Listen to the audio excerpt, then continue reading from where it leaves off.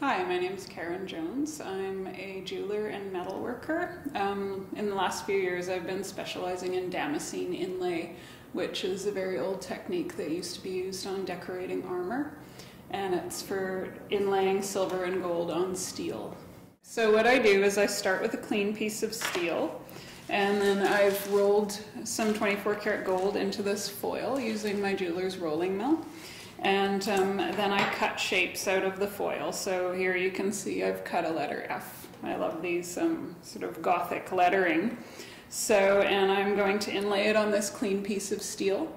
So I have carved a texture on the steel, which is sort of a crosshatch texture that carves very, very fine grooves into the steel.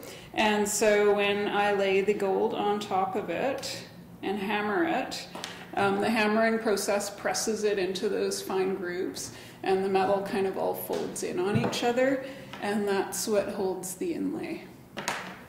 I take the foil piece and I place it directly on top of the textured area of the steel,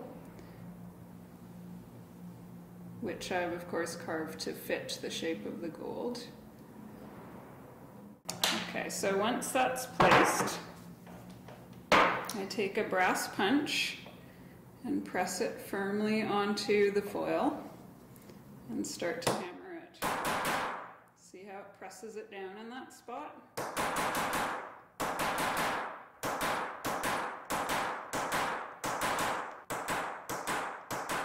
Now that's sort of lightly attached. If there were a corner sticking up, I could probably peel it off at this point.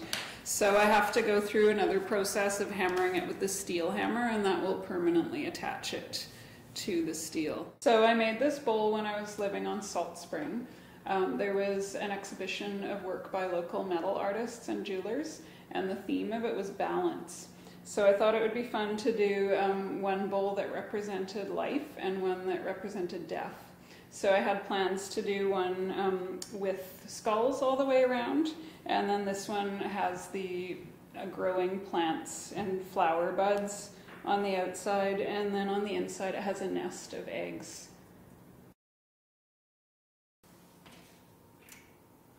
So aside from arts and crafts patterns, I've always been really fascinated by patterns from the Middle East. So a lot of Islamic art. Some of these are taken from tiles or wood screens.